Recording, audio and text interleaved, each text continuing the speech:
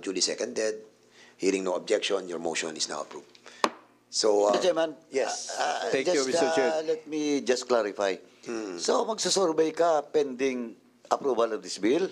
No, What will be the purpose of that survey for in the service of this bill? Kasi if we approve this today, mutan academic po yung survey na yan. Di ba? Now, Mr. Chairman, ito lang po, again, I will just like to reiterate, and I will ask the PNP, not my fellow members of this committee. Kasi po, optional retirement, you can apply for optional retirement. But in this case, ang sabi ko nga, ano pa bang interest ng mga rank and file? Of course, they have to retire, they want to retire, mandatory or compulsory at the age of 56. Now, here comes in-extend natin ng 57. But, malinaw po dito, they have also an option to retire if they want at the age of 56. And that will be considered as compulsory retirement. And they can get all the benefits that they should have upon retirement at the age of 56. Wala eh. Ano pa bang issue? Now, ang sinasabi ko lang, why should we conduct a survey while approving this bill?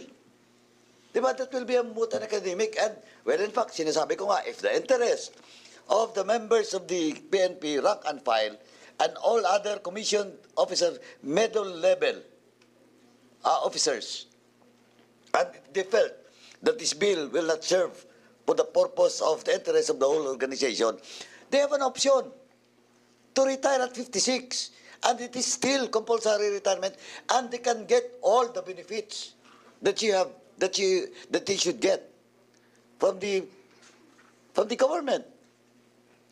Yes. Kaya actually kung titingnan mo, naging flexible pa nga eh. Kasi kung gusto mo extend ng 1 year, pwede ka pasok. Kung gusto mo mag-retire ng 56, pasok ka pa rin. Compulsory retirement pa rin. Yeah, the same. You can still get all the benefits that you've given to all those retirees at the age of 57 or 56.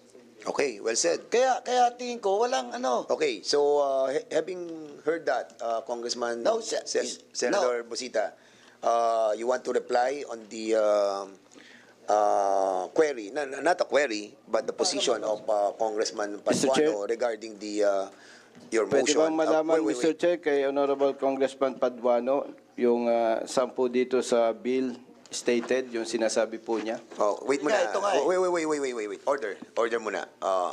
This is the parliamentary inquiry, parliamentary status, no? So there's a motion. We have approved the motion about the directing the PNP to conduct a survey while we are set to approve the said measure regarding the compulsory retirement. Having done that, no? So the survey that will be conducted in accordance to the manifestation of Congressman Paduano will be moot and academic, considering that we have approved on our part. But of course, the good Congressman Busita wanted to say something. But remember, this compulsory retirement and the increase of the age of retirement were already been approved by the House of Representatives and even the Senate. Under the, what bill was that? Under House Bill number 8969, Section 4, yung pong compulsory retirement, 56 to 57. Were both approved by the both houses, and the veto of the president does not include the compulsory retirement. As a matter of fact, we have discussed this lengthily. No, now what we are trying to discuss is a separate yung retirement age, and what we have now in our discussion is the measure that we have to approve today. So now, may mga question about the some amendments. The proposal amendments of the PNP which can be moved by one of the members to be adopted by us, and some issue about the Bureau of Fire and Bureau of Jail Management, that they have to be included as well in this retirement age.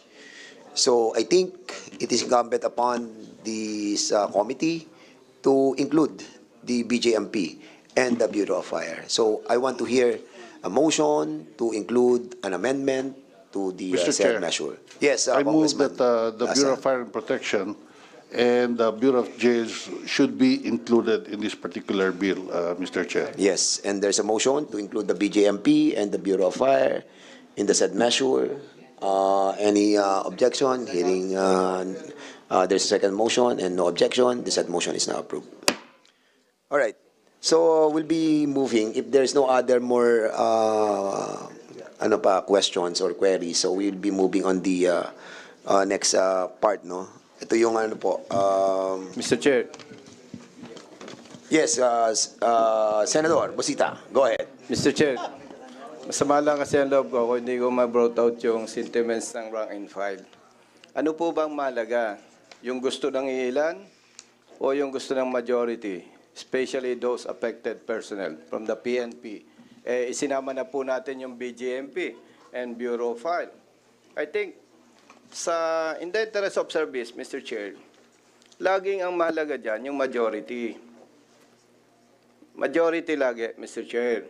Hindi pwede yung ilan lamang. But of course, I respect the members, my colleagues, and the sponsor of this bill.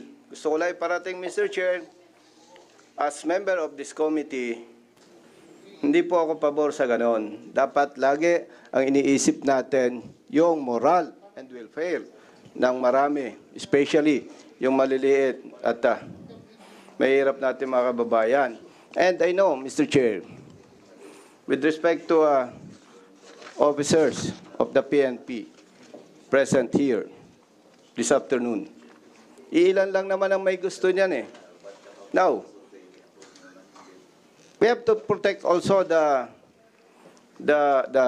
sponsor of this bill. How?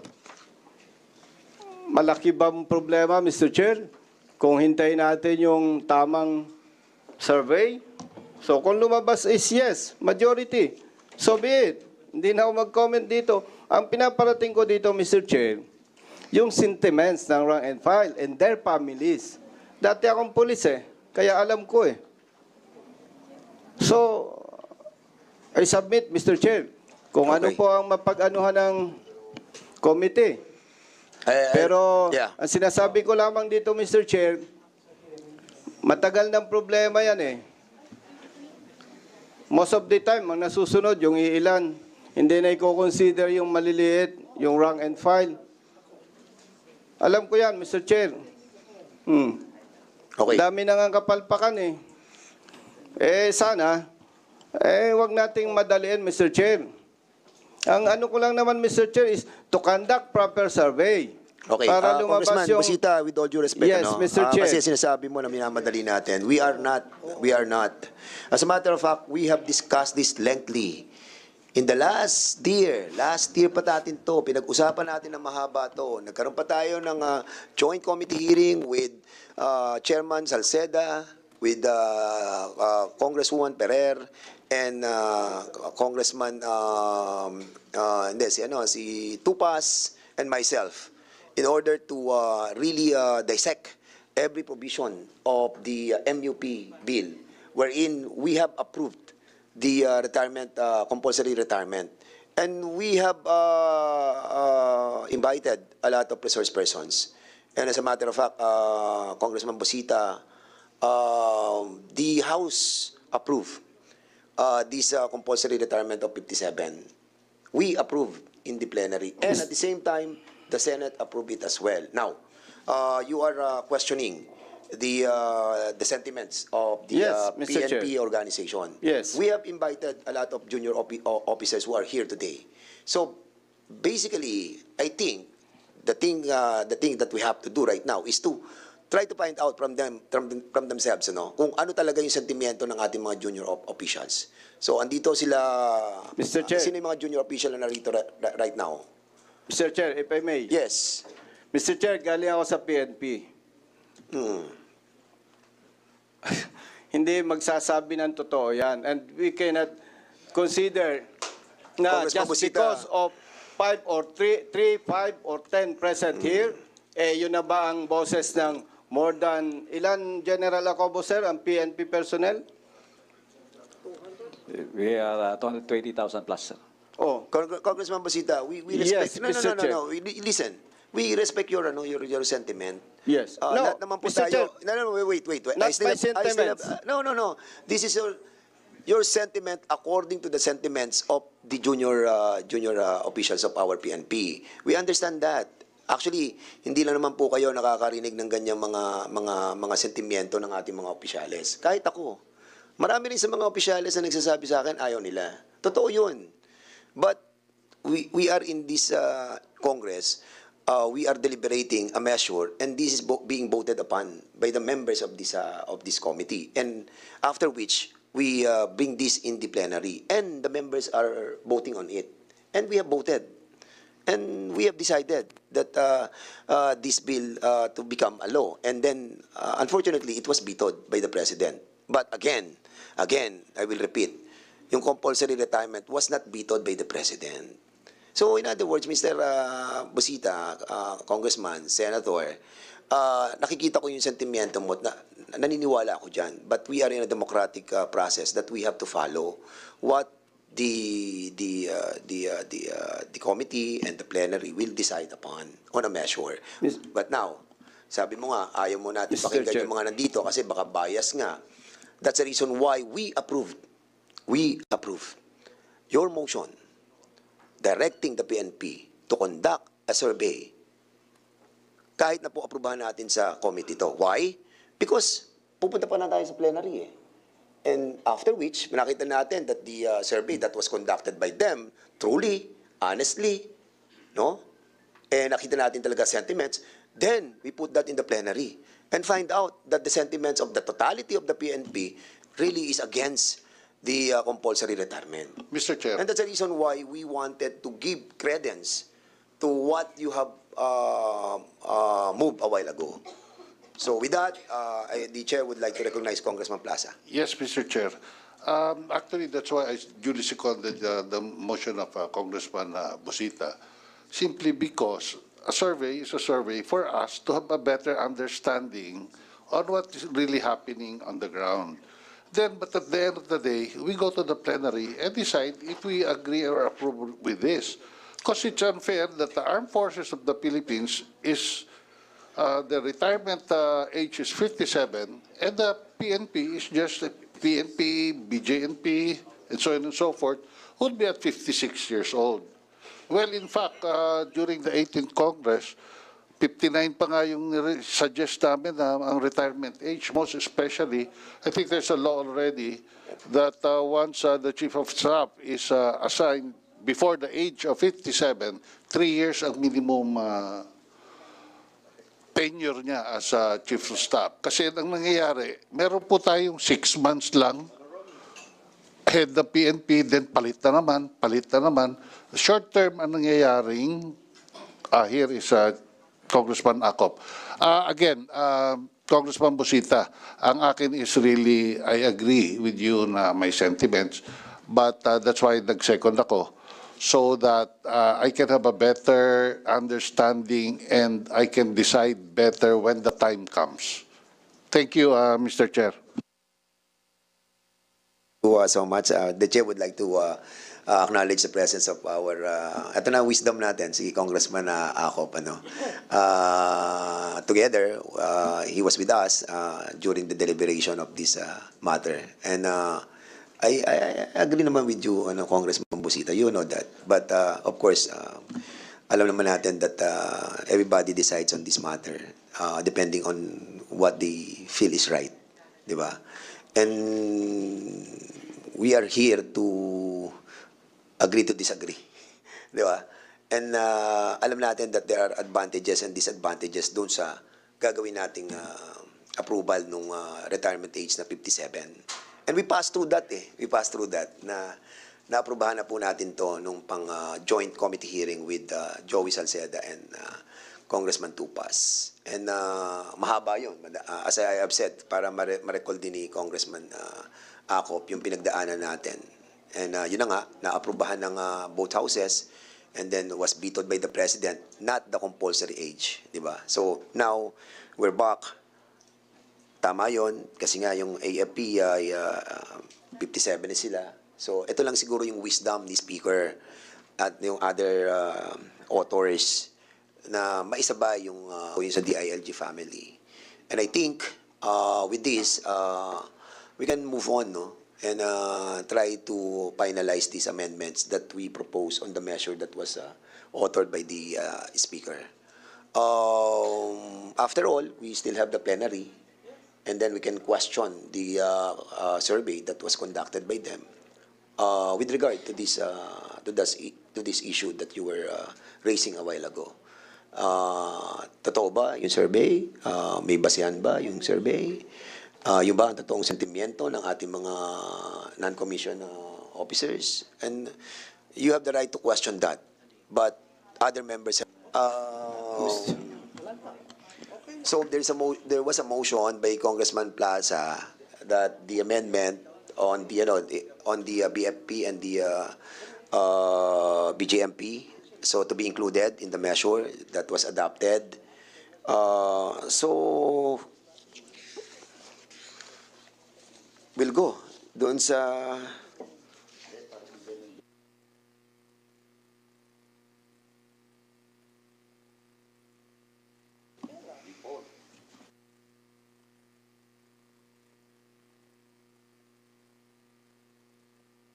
Chairman?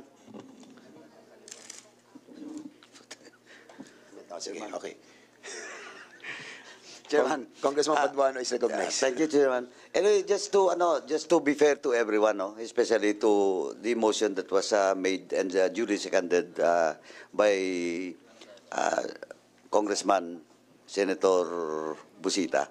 Mr. Chairman, can we direct the PNP to submit the result before the bill goes to the plenary for second reading? Kasi after this, dadaan pa naman to sa rules, no? Maybe next week. Kaya na ba, Jen, next week? Before we tackle this bill in the plenary for second reading. Mr. Yes, Chair, Mr. if Chair. I may, Congressman Paduano, sir, Go if ahead, I may. Congressman Busita. Go ahead. By the way, Mr. Chair, gusto ko lang pong i-remind ang PNP na yung motion ko po kanina, yung survey under the supervision of the NAPOLCOM. Hindi po yung kanilang sinasabing survey, Mr. Chair. Okay, can the NAPOLCOM and the PNP commits that the survey, result of the survey will be submitted to the committee before the bill goes to the plenary on second reading, and submitted to the committee secretary and copy furnish Congressman Busita. 220,000 lang naman yung ating mga di ba? Yung strength ng ating organization. Mr. Chair, yes or no lang naman ang survey eh. O kaya magano kayo Napakadali niyan. what do you call this? Online survey or Viber group survey? Things like that. And as a matter of fact, kung halimbawa ang sentiments ng ating mga junior officers ay sabihin nila na they are against it, still, it might be considered by the Congress and it might not be considered by the Congress. Kasi ano rin naman yan kasi babalansin mo din talaga I think, Congressman, we need to recognize the wisdom of our chairman, Chairman Acop. Chairman Acop, siguro it's time for you to say something because you're the oldest and the senior. At alam na alam mo ang sentimiento ng ating mga kapulisan. And I think and I believe that this committee must hear your manifestation. Thank you, Mr. Chair. Magandang hapon po sa atin lahat. The way I understand it is that the Honorable Busita, soon to be Senator, ay nag-object dun sa 57 years. Would that be correct? No, Mr. Chair. Ang gusto ko lang po, yung sentiments ng rank and file ay may consider. Kasi, Mr. Chair, nung nasa service pa ako, napag-usapan na po yan eh. And majority of them, hindi pabor dyan. And yesterday, Mr. Chair, when I received the notice, ang dami kong tinawagan, lahat po sila hindi pumapabor. Ang motion ko lang, Mr. Chair, is to conduct survey under the supervision of NAPOLCOM so that yung interest, Mr. Chair, ng rank and file ay may consider natin. Kasi po, ang interest ng, ang wisdom ng sponsor is to protect the moral and welfare of PNP personnel. Paano naman, Mr. Chair, kung contrary doon sa wisdom ng sponsor, yung magiging result nito. And ang tinitingnan po natin dyan, not only the personnel of the PNP, but their families, to include the BJMP and the BFP. Bakit po natin mas bibigyan ng weight yung, with respect to our colleagues and other personnel na pabor dito, dapat po, Mr. Chair, ay consider natin yung moral and welfare ng personnel. Hindi yung interest ng iilan. Again, Mr. Chair, personally, hindi ako against dito. Ang gusto ko lang, Mr. Chair, na iparating sa Honorable Committee and the sponsor yung sentiments ng rank and file. So, Mr. Chair, kung after the survey, ang lumabas po is, majority is yes, so be it. No comment na po ako. Yun lamang po, Mr. Chair. Thank you. Thank you, Your Honor, Mr. Chair. May I ask NAPOLCOM, have you conducted a survey? For the NAPOLCOM, Mr. Chair, we have not conducted the survey. You have not. Yes, Mr. Chair. How about the Philippine National Police? Have you conducted a survey? For the Philippine National Police, Mr. Chair, we are starting to conduct a survey. Hindi pa po natapos. But you must remember that the motion of the Honorable Busita is that the survey will be supervised by NAPOLCOM. We take note of that, Mr. Chair, so we will compare with NAPOLCOM on the type of survey that will be made, Mr. Chair. Now, doon sa reklamo ng mga underclass, may know the underlying logic behind their nonconformity with this provision to increase the retirement age of uniformed personnel of the Philippine National Police from 56 to 57. Ano kaya ang sentimiento ng mga junior officers? Mr. Chair, ang isa po sa sentimento nila, sinasabi nila na ang mga may gusto lamang po nito ay yung mga officers na sabihin nating, ano ba tawag dito?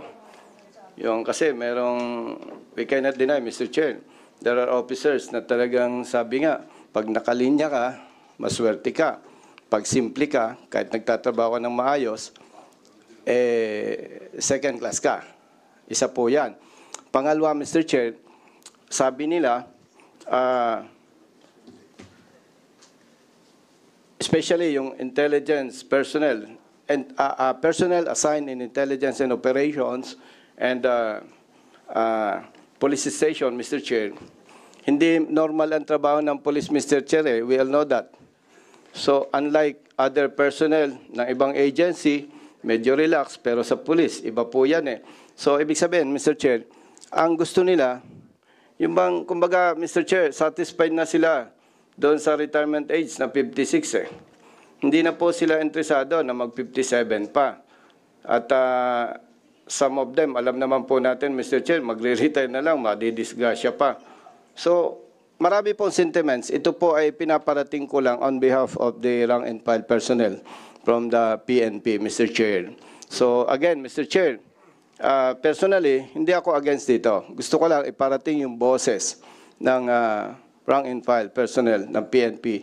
And dahil isinama na po yung BJNP and Bureau of File, so we should consider also those personnel from other bureaus, Mr. Chair. Kasi po, Mr. Chair, for the information of my senior officer, General Acop, sir, yung pong survey form na ginagamit nila, may details may unit assignment.